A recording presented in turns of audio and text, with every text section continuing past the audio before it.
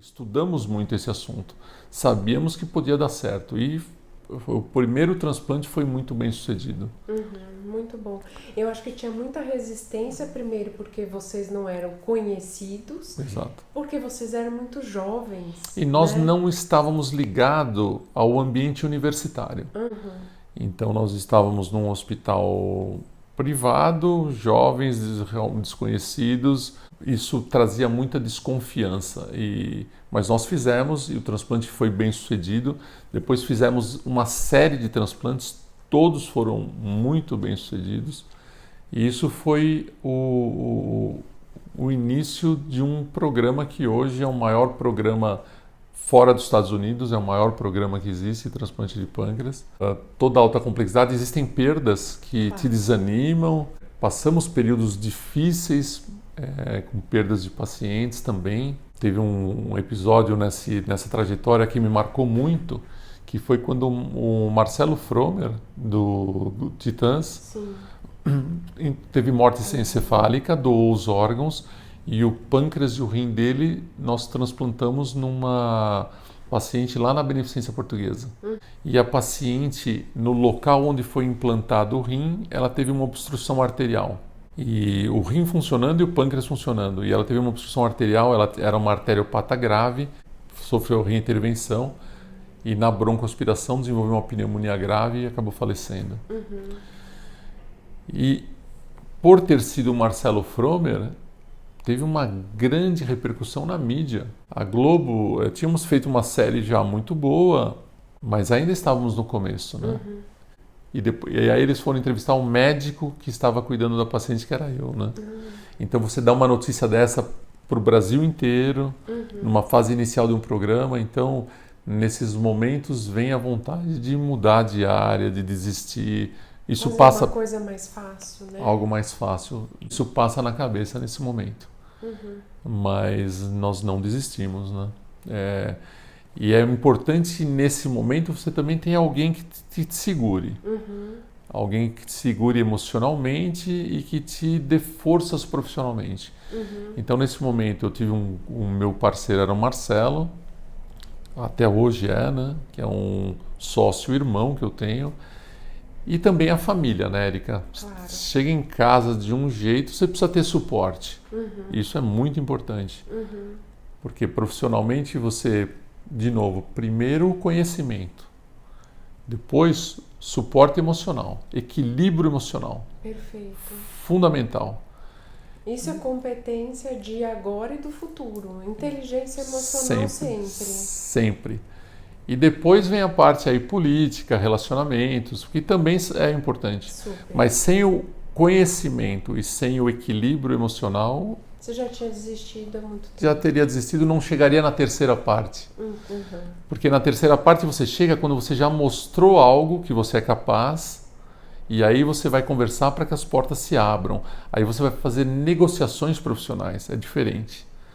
Mas se você não chega nessa parte, se você não fizer a primeira bem feita, que depende da sua capacidade, da sua competência, se você não estiver equilibrado para quando você aplicando aquilo der errado, você acaba desistindo se não tiver um equilíbrio emocional. E aí, você passando essas fases, você chega no terceiro ponto, que é o relacionamento, abrir portas. Mas aí as pessoas já te conhecem, né? Já pensam, olha, ele é capaz e ele faz as coisas direito, ele faz bons acordos, então vamos abrir as portas. Isso que... E essa habilidade é uma coisa que vocês também têm, né? De negociação, de levar. Vídeo que vocês fizeram no Acre, né? O que fizeram ali, eu acho muito incrível. Assim, a questão do Acre é muito interessante, porque o Acre, eu acho que foi um dos maiores desafios profissionais que eu tive. Porque eu fui ao Acre por acaso a primeira vez. Eu cuidava dessa área de doenças do fígado e tratei de um paciente acriano que trabalhava no INCA, lá no Acre, e ele tratou uma hepatite C na época mais difícil de tratar hepatite C, na época do interferon. Não era nem o peguilado? Não era nem o peguilado, você lembra bem, né? Então, não era nem o peguilado e ele ficou bem e ele me falou, você não quer ir lá conversar fazer uma palestra lá na minha terra. Eu falei, onde você mora? Ele falou, em Rio Branco, Acre. Eu falei, olha, viabiliza aí o transporte, a hospedagem que eu vou. Cheguei lá, tinham 200 pessoas no anfiteatro. E fiz uma palestra, assim, elaborada para profissionais da saúde. Mas no final eu tive a curiosidade de perguntar, quantos aqui são profissionais da saúde? 10 ou 15 levantaram a mão, os outros eram todos pacientes. Exato. A Associação dos Portadores de Hepatite do Acre, que mobilizava muito os pacientes em torno das questões das hepatites. E lá, no final da palestra, os pacientes falaram, você poderia atender alguns pacientes? Eu falei, tudo bem. Então aí uma dica para as pessoas, sempre digam sim. Porque se eu nesse momento não tivesse atendido alguns pacientes, não teria acontecido uma série de coisas na minha vida. Eu sentei lá para atender e atendi um paciente que precisava de transplante. E esse paciente foi o primeiro transplantado do estado do Acre. Que legal. Ele veio para São Paulo, eu cuidei dele lá na Beneficência Portuguesa. Ele fez o transplante no Hospital das Clínicas, que a Beneficência não fazia ainda. Eu só cuidei dele. Mas fui lá acompanhar o transplante no Hospital das Clínicas. E no pós-operatório, esse paciente não tinha onde dormir. E eu morava sozinho e tinha lá em casa um colchão que eu não usava, numa cama que ficava vazia, que eram 2 quartos, eu dormia num, outro ficava vazio. Eu falei para ele, pode ir lá pegar o colchão. Ele pegou o colchão e esse colchão viabilizou a estadia, porque ele dormia no chão, na casa de um amigo.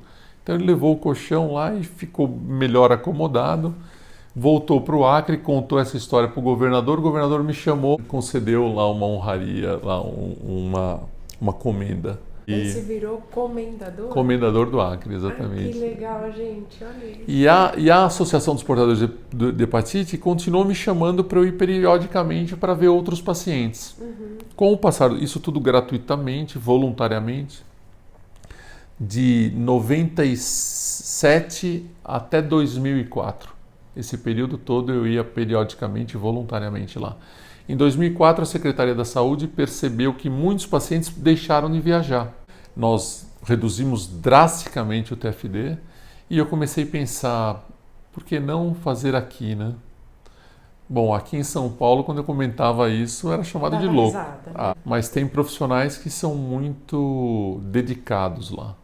Eles, muito estudiosos, que se dedicam muito e todos se envolveram nesse projeto e começamos lá transplantes de rim primeiro, logo a equipe local assumiu, continuou os transplantes renais que fazem até hoje e em 2014 fizemos o primeiro transplante de fígado, já são 50 transplantes lá. Gente, que coisa, com resultados sim, fantásticos, uma satisfação enorme. O médico, ele tem que trazer consigo competência, um relacionamento, uma capacidade, um equilíbrio emocional, um relacionamento social e uma última coisa, que ele tem que ter acesso universal ao que ele faz. O médico não pode limitar a um determinado grupo, uma determinada camada da sociedade o que ele faz. Ele, como médico, tem que atender universalmente. Então isso nós sempre tivemos em mente. Atender a todos. Estamos no Hospital Oswaldo Cruz fazendo projetos para atender o SUS. Estamos no Hospital Lefort, onde atendemos o SUS. Já desde 2009 temos um programa enorme de fígado, o programa de pâncreas lá do Hospital Lefort é o maior do mundo. 80% a 90% SUS. Lá no Acre é 100% SUS. E montamos a casa de apoio aqui para os pacientes que vêm de fora carentes serem atendidos pelo SUS aqui. E lá na casa de apoio eu faço atendimento que nem SUS, é gratuito. Às quintas-feiras eu atendo gratuitamente. Então o acesso universal te traz mais tranquilidade da sua prática, porque quando você está praticando só e recebendo, praticando e recebendo, fica faltando algo, que é a doação, que é devolver para a sociedade algo que você recebeu de graça, que é um dom, que é a condição de chegar onde você chegou. Apesar de todo o esforço, às vezes que você empenha, não, eu estudei demais, eu trabalhei demais para chegar onde eu estou, sempre existe algo mais que te conduziu e te proporcionou tudo isso. Assim eu acredito. E você precisa devolver de alguma forma.